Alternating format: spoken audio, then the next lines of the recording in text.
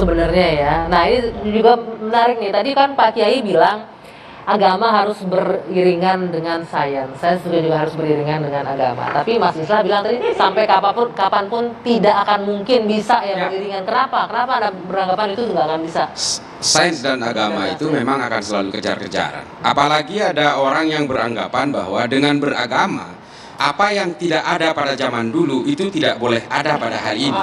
Ini kan kelimpungan sendiri nantinya. Inilah terjadi clash of civilization itu. Terjadi benturan peradaban. Karena begini kalau menurut saya, peradaban manusia ini tidak akan bisa dicegah.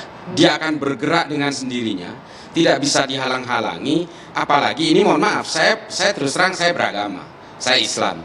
Tidak bisa dicegah oleh dengan fikih-fikih. Dia akan bergerak dengan sendirinya karena sains ini memang punya logikanya sendiri.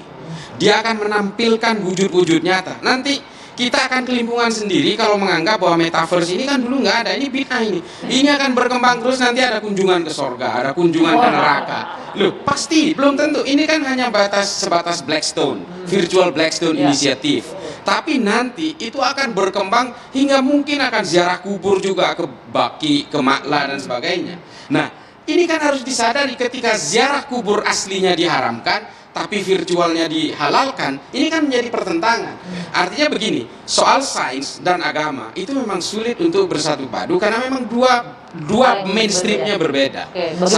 Satu nyata, yang satu ini mohon maaf kalau mengacu kepada kalangan-kalangan orientalis barat mengatakan agama itu tahayul, sains itu adalah hal yang nyata. Waduh, bagaimana ini mohon maaf, saya bukan inilah bukan mengutip ateis tadi ya, agama itu tahayul. Assalamualaikum warahmatullahi wabarakatuh. Alhamdulillah, assalatu wassalamu ala rasulillah, amma ba'd.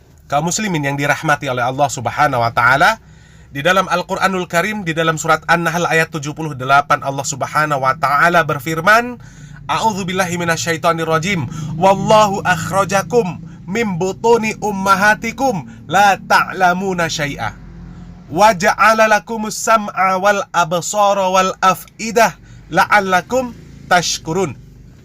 Dan sesungguhnya Allah subhanahu wa ta'ala ini mengeluarkan kalian dari perut ibu kalian dalam keadaan tidak mengetahui sesuatu apapun. Wa ja'ala lakumus sam'a wal absara wal af'idah la'allakum tashkurun. Dan kemudian Allah subhanahu wa ta'ala memberikan kepada kalian pendengaran, memberikan kepada kalian penglihatan, memberikan hati agar kalian itu bersyukur kepada Allah subhanahu wa ta'ala. Dan kemudian di ayat lain Allah subhanahu wa ta'ala mengatakan, Ya ayuhan nas, duriba masalum fastami'ulah. Wahai sekalian manusia, telah dibuat perumpamaan, maka dengarkanlah oleh kalian perumpamaan tersebut. Innal ladzina tad'una min dunillah la yakhluqu dzubaban walau ijtama'u lah. Sesungguhnya segala sesuatu yang kalian seru selain Allah subhanahu wa ta'ala, sekali-kali mereka tidak dapat menciptakan seekor lalat pun, walaupun mereka bersatu untuk bekerja sama menciptakan seekor lalat. Tidak bisa. Wa iyaslubhumudz dzubabu syai'a, dan jika lalat itu merampas sesuatu dari mereka yang sedikit, la yastanqidhuhu minhu, tidaklah mereka bisa merebutnya kembali dari lalat tersebut. Da'ufat talibu wal matlub, dan sesungguhnya sangat lemah apa yang disembah dan juga yang menyembah. Kaum muslimin yang dirahmati oleh Allah subhanahu wa ta'ala, dari kutipan ayat tersebut menunjukkan bahwa apa yang diucapkan oleh Islah Bahrawi itu adalah sebuah kedurhakaan yang besar kepada Sang Khalik, kepada Zat yang Maha Pencipta, Maha mengetahui segala sesuatu, ilmunya tidak terbatas. Tidak terbatas. Betapa Bahrawi ini sangat meninggikan kedudukan akal dan fikiran dibandingkan dengan agama Allah subhanahu wa ta'ala. Padahal Rasulullah sallallahu alaihi wasallam sendiri bersabda, Al-Islamu ya'lu wa la yu'la. Sesungguhnya Islam itu adalah tinggi dan tidak ada yang menyamai ketinggian Islam, apalagi melebihi ketinggian Islam. Kaum muslimin yang dirahmati oleh Allah Subhanahu wa taala, dan kenapa islah bahrawi ini sering kita bahas? Karena pemikiran-pemikiran islah bahrawi ini adalah racun-racun yang mematikan bagi orang-orang awam. Bahkan orang-orang yang dikatakan cendekiawan pun seperti tidak berdaya ketika berhadapan dengan islah bahrawi untuk membantah apa yang dikatakan islah bahrawi. Mungkin ketidakberdayaan tersebut didasari karena kepentingan-kepentingan akan sesuatu, terutama yang bersifat duniawi. Apakah itu harta, tahta, dan lain sebagainya. Di dalam video yang sudah kita simak bersama bahwasanya islah bahrawi mengatakan agama dan teknologi ini tidak bisa berjalan beriringan dan akan selalu kejar-kejaran. Ini ungkapan sejahil-jahil manusia. Manusia. Agama Islam ini adalah agama yang tetap akan berlaku dari awal manusia diciptakan sampai manusia terakhir mati. Dan kebenaran agama ini akan terbukti sampai nanti di akhirat. Dan itu wajib dipercayai apabila seorang Muslim. Berbeda lagi dengan orang yang tidak mempunyai agama, akan tetapi dia mengatakan dia beragama Islam. Agama Islam ini adalah agama yang diturunkan oleh Zat min ladun hakimin khabir, Zat yang maha mulia dan Zat yang maha mengetahui, di mana pengetahuannya luas tidak terbatas. Segala sesuatu diatur dan dijelaskan oleh agama ini. Dan tidak ada yang bisa menyaingi agama ini dari segala sisi. Baik sisi bahasanya, sastranya, sosialnya, ekonominya, sainsnya, ilmunya, sejarah, dan segala sesuatu. Agama ini sempurna dan paripurna. Bahkan Allah Subhanahu wa taala ini menurunkan tantangan, dan tantangan ini abadi untuk seluruh manusia. Allah Subhanahu wa taala mengatakan in kuntum fi raibim mimma nazzalna ala abadina fa'tu bi suratin min mithlih wa da'u syuhada'akum min dunillahi in kuntum shadiqin. Dan tantangan itu lebih dari 1400 tahun yang lalu. Dan sampai saat ini belum ada yang mampu dan tidak akan pernah ada yang mampu membuatnya. Allah Subhanahu wa taala mengatakan, dan apabila engkau berada di dalam keraguan tentang apa yang kami berikan kepada hambaku, kata Allah Subhanahu wa taala kepada Rasulullah sallallahu alaihi wasallam, maka buatlah fa'tu bi suratin min misli, maka datangkanlah satu surat yang semisal, satu ayat bahkan. Dan sampai saat ini belum ada yang bisa membuat atau menjawab apa yang ditantang oleh Allah Subhanahu wa taala tersebut. Oleh karenanya, sains atau teknologi itu harus disesuaikan dengan agama ini. Karena agama ini sempurna. Segala sesuatu diatur oleh agama. Apakah yang dikatakan teknologi, ilmu pengetahuan, sains itu bermanfaat untuk kebaikan manusia atau sebaliknya? Kalau bermanfaat, maka Islam memperbolehkan. Dan apabila mudarat, maka Islam melarang. Jadi ditimbang dari segala sisi, agama ini tetap di atas segala-galanya. Yang paling sempurna dari segi apapun. Sains dan teknologi adalah ciptaan manusia. Dia tidak akan berlaku lama. Bisa dibuktikan. Berlaku sekian tahun dan akan ditinggalkan di tahun berikutnya. Bahkan terkadang tidak menunggu tahun. Dan berapa banyak teknologi yang ditinggalkan oleh manusia, diganti dengan teknologi yang baru. Dan kemudian teknologi yang lama ditinggal dan tidak berlaku lagi. Dan itulah urusan dunia. Bebas dikembangkan oleh manusia, asal tidak bertentangan dengan syariat agama Islam. Berbeda dengan urusan agama. Tidak bisa syariat ini dikembangkan sesuai akal dan pikiran manusia. Dan syariat atau agama ini akan tetap berlaku sepanjang zaman, bahkan sampai di akhirat nanti. Dan sebenarnya apa yang disampaikan oleh Islah Bahrawi ini betul-betul bertolak belakang dengan aturan-aturan agama. Seperti apa yang dikatakan oleh Islah Bahrawi, bahwasanya sains itu nyata dan agama itu adalah tahyul. Na'udzubillah min dzalik. Itu ungkapan bodoh manusia, dan yang mempercayai itu juga lebih bodoh lagi. Kemudian apa yang disampaikan oleh Islah Bahrawi, bahwasanya suatu saat dengan teknologi ini manusia mungkin bisa mampu untuk berkunjung ke surga. Na'udzubillah min dzalik.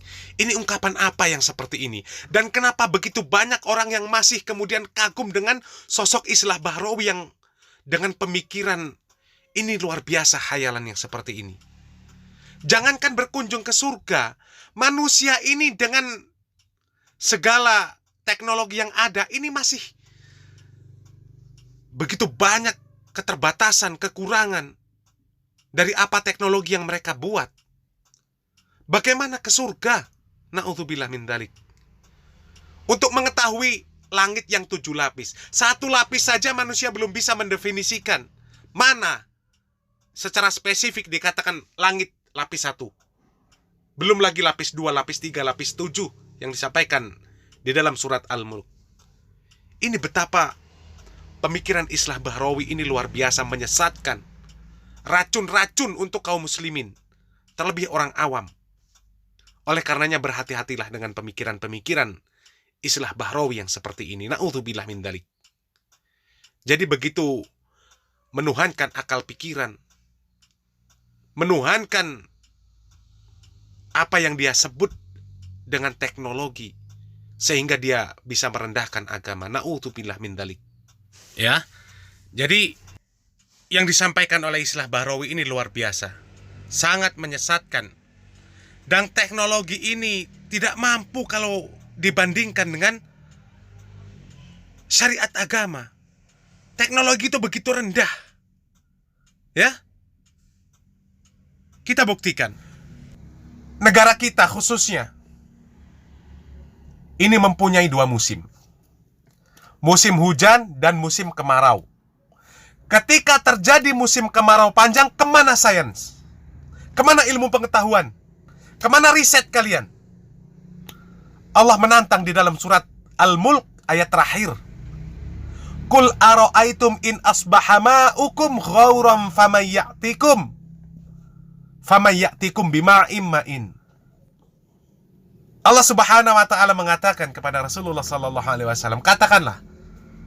Allah Subhanahu wa taala mengatakan, "Qul," katakanlah, apabila sumber air kalian mengering, maka siapa yang dapat mendatangkan air yang bisa mengalir untuk kalian? Jadi kemana sains? Kemana ilmu pengetahuan? Kemana teknologi? Ketika terjadi kemarau panjang, semuanya menangis, memohon kepada Allah Subhanahu wa taala agar Allah Subhanahu wa taala menurunkan hujan. Di mana hujan buatan? Di mana hujan buatan? Belum lagi tantangan-tantangan Allah Subhanahu wa taala kepada manusia yang begitu banyak. Manusia-manusia yang menuhankan akal dan pikiran, menuhankan selain Allah Subhanahu wa taala. Dan siapa yang bisa menjawab tantangan-tantangan Allah Subhanahu wa taala? Tidak ada yang pernah bisa menjawab. Kemudian di ayat lain Allah Subhanahu wa taala mengatakan, "Wa yas'alunaka 'anir ruh. Qulir ruhu min amri rabbi wa ma utitum minal ilmi illa qalila." Dan mereka bertanya kepadamu, wahai Muhammad, tentang ruh. Qulir ruhu min amri rabbi, sesungguhnya ruh itu adalah termasuk urusan Tuhanku. Wa ma utitum minal ilmi illa qalila, dan tidaklah kamu diberi pengetahuan kecuali hanya sedikit. Dan sebatas mana sains mengetahui tentang ruh? Sepanjang perjalanan dikatakan orang-orang hebat, orang-orang kuat, orang-orang yang berilmu tinggi. Jadi sains itu belum apa-apa apabila dibandingkan dengan agama ini. dibandingkan dengan Al-Quran dan Sunnah. Di mana Al-Quran dan Sunnah ini lebih dahulu. Di mana Al-Quran dan Sunnah ini lebih dahulu menceritakan tentang ruh. Dari mulai proses diciptakan, sampai kemudian bagaimana ruh dicabut dari jasad, bagaimana perjalanan ruh setelah kematian. Semuanya diceritakan. Sementara sains, ilmu pengetahuan, masih buta terhadap itu semua. Dan manusia yang masih normal, yang masih mempunyai fitrah yang baik, setiap melakukan uji coba, melakukan riset, melakukan eksperimen, mereka akan mengucapkan Bismillah. Berharap Allah Subhanahu wa Ta'ala mudahkan. Minimal orang yang tidak beragama, ketika mereka memulai sebuah uji coba, mereka akan mengatakan mudah-mudahan atau semoga berhasil. Ini menunjukkan sains itu tidak berarti jika dibandingkan dengan agama ini. Jadi agama Islam ini sudah sempurna. Bahkan Al-Quran dan Sunnah sudah menceritakan sejarah penciptaan alam semesta, bagaimana perjalanannya, bahkan sampai cerita bagaimana ketika alam semesta ini nanti dihancurkan sehancur-hancurnya, dan kemudian manusia secara keseluruhan akan hidup di alam kekal tanpa terkecuali, dan semuanya itu sebuah kepastian. Pasti terjadi. Dan itu menunjukkan kebenaran agama ini. Berbeda dengan sains. Bahkan terkadang sains itu sebuah penyesatan dengan sesat yang sesat-sesatnya. Bagaimana dikatakan bahwasanya di dalam ilmu pengetahuan dari sisi manusia mengatakan bahwasanya manusia ini awalnya berasal dari kera, dari monyet. Na'udzubillah min dzalik. Sementara di dalam agama ini mengatakan bahwasanya manusia pertama kali diciptakan, dia adalah seorang yang mulia, seorang nabi. Bagaimana mungkin kemudian kita mempercayai bahwasanya manusia berawal atau berevolusi atau hasil revolusi dari monyet? Na'udzubillah min dzalik. Dan Islam menolak yang seperti itu. Itu adalah yang dikatakan sains atau pengetahuan yang tidak terpakai sama sekali di dalam agama, karena tidak sesuai dengan agama. Ini menunjukkan bahwasanya sains harus menyesuaikan dengan agama. Apabila bertentangan dengan agama, maka dia ditolak. Jadi apa yang disampaikan Al-Quran dan Sunnah adalah hak, sebuah kepastian, sebuah kebenaran. Sebagian jelas terbukti apa yang dikabarkan oleh Al-Quran sudah terjadi. Sebagian sudah terjadi, sebagian sedang terjadi, dan sebagian lagi akan terjadi. Naam, hal yang seperti apa yang sudah kita sampaikan itu mungkin dianggap oleh Islah Bahrawi hanyalah sebuah ilusi, hayalan, tahayul, tidak nyata. Tapi satu contoh real di mana yang sudah kami sampaikan tentang ketika terjadi musim kemarau. Kemana sains? Hilang, tidak berarti sama sekali. Manusia menangis, memohon kepada Allah Subhanahu wa Ta'ala agar Allah Subhanahu wa Ta'ala menurunkan hujan. Begitu juga mereka pun yang menyekutukan Allah, mereka memohon kepada sekutu-sekutu tersebut agar sekutu-sekutu tersebut bisa mendatangkan hujan. Jadi di mana teknologi? Kemudian di dalam contoh yang lain, di mana difirmankan oleh Allah Subhanahu wa Ta'ala bahwa jasad manusia tersombong di muka bumi ini, dia adalah Fir'aun. Jasadnya diselamatkan oleh Allah Subhanahu wa Ta'ala untuk dijadikan bahan pelajaran bagi manusia setelahnya. Bagaimana kesudahan orang-orang yang sombong, bagaimana kesudahan orang-orang yang mendustakan agama, bagaimana kesudahan orang-orang yang menuhankan akal, pikiran, ilmu, dan sebagainya. Dan ini sejarah real yang tidak terbantahkan. Dan ini disampaikan oleh Al-Quranul Karim, di mana 1400 tahun yang lalu, bahkan lebih. Jadi sekelas Fir'aun saja tinggal cerita bagaimana nanti hanya kesombongan seorang Bahrawi yang kesombongannya dibanding dengan kesombongan Fir'aun itu hanya setitik debu. Bahkan lebih kecil lagi dibanding kesombongan Fir'aun. Dan kemudian apa yang disampaikan oleh Al-Quran dan Sunnah, sebagian sedang terjadi, sebagian lagi akan terjadi, dan itu pasti terjadi. Jadi ungkapan sains itu nyata dan agama itu tahayul adalah ungkapan kufur, ungkapan durhaka kepada Sang Khalik,